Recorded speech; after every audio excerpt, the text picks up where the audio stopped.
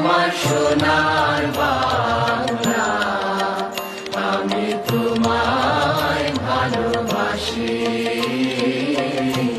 চিরদিন তোমার আকাশ, চিরদিন তোমার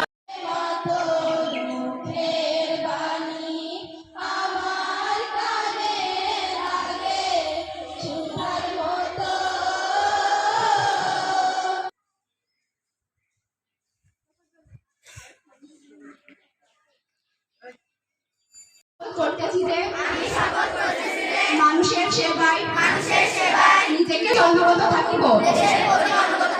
দেশের একতা সংহতি